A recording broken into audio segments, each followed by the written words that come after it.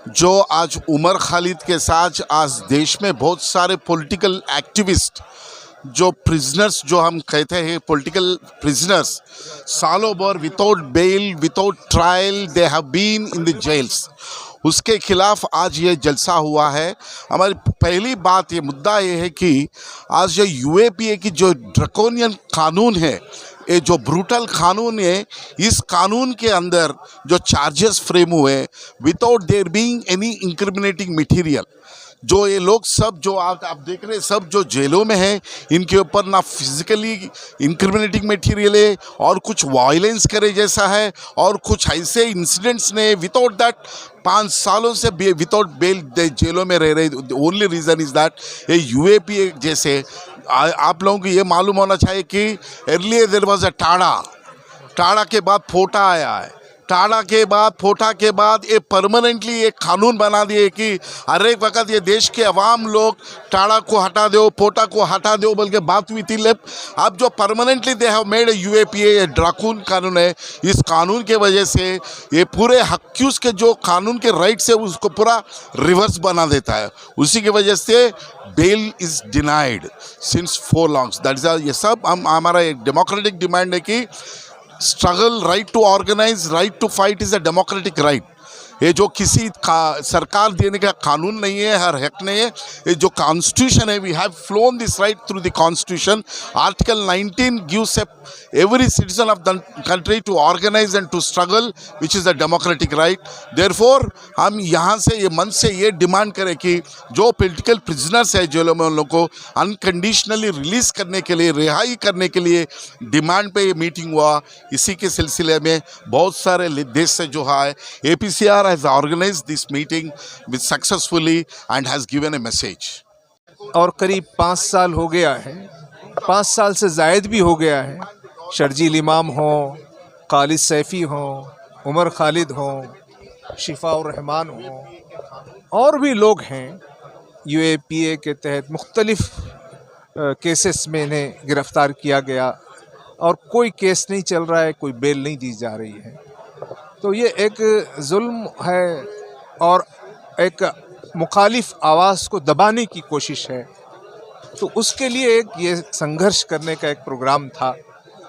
यहाँ ये बात भी ज़ेर बहस आई कि जो लिंचिंग है और जो बुलडोज़र पॉलिटिक्स है और मुल्क में जो कवानीन बनाए जा रहे हैं पार्लियामेंट की जानिब से, जो ज़ालिमाना कवानीन हैं, उसके सिलसिले में अवामी बेदारी की ज़रूरत है। या ये बात नोट की गई कि जो पॉलिटिकल लोग हैं, जो ब्यूरोक्रेसी है, जो जुडिशरी है, वो क़ानून और दस्तूर के मुताबिक काम नहीं कर रही है। इसलिए अवाम की ताकत को, अवाम को बाहर आना पड़ेगा। अवाम की स्ट्रगल ही पॉलिटिशियंस को भी, ब्यूरोक्रेसी को भी, जुडिशरी को भी मजबूर करेगी कि वो दस्तूर के मुताबिक काम करें। यहाँ ये बात भी नोट की गई कि मुल्क को एक जेनोसाइड की तरफ, जुल्म की तरफ, नफ़रत की तरफ, लाक़ानूनियत की तरफ ढकेला जा रहा है। तो उसका इलाज यही है कि क़ानून की, दस्तूर की, इंसाफ की, इंसानियत की, इंसानी हुकूक़ की बालादस्ती के लिए काम किया जाए। तो आज के जो स्पीकर्स थे उन्होंने इस बात की तरफ तवज्जो दिलाई और बहुत बड़ी तादाद में मर्दो ख़वातीन यहाँ शरीक थे। इससे अंदाज़ा होता है कि तेलंगाना में इंसाफ के लिए काम करने का बड़ा जज्बा यहाँ पाया जाता है। इसको हमें अवामी जद्दोजहद में, एक मुनज़्ज़म जद्दोजहद में तब्दील करना है। तो हम इस मौके पर शरीक लोगों का शुक्रिया अदा करते हैं और आइंदा भी इस किस्म के प्रोग्राम इंशाअल्लाह होंगे।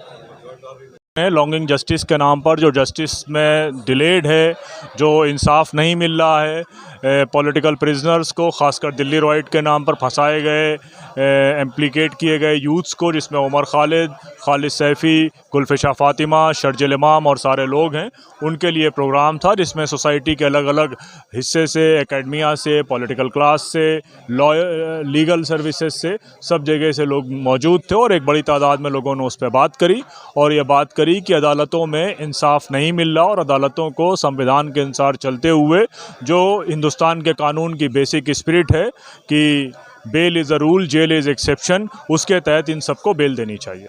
जी प्रोग्राम हुआ लॉन्गिंग फॉर जस्टिस।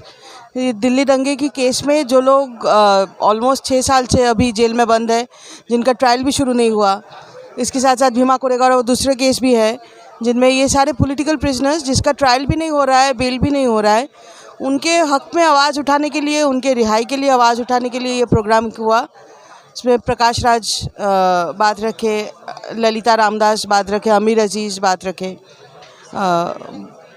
बहुत सारे लोग बात उठाए, क्योंकि ये एक हक की लड़ाई है और ये चल रही है 5 साल से। हम लोग 5 साल से लगातार आवाज़ उठाते आ रहे हैं और आगे भी उठाएंगे ताकि कोर्ट से अब इनको रिहा किया जाए।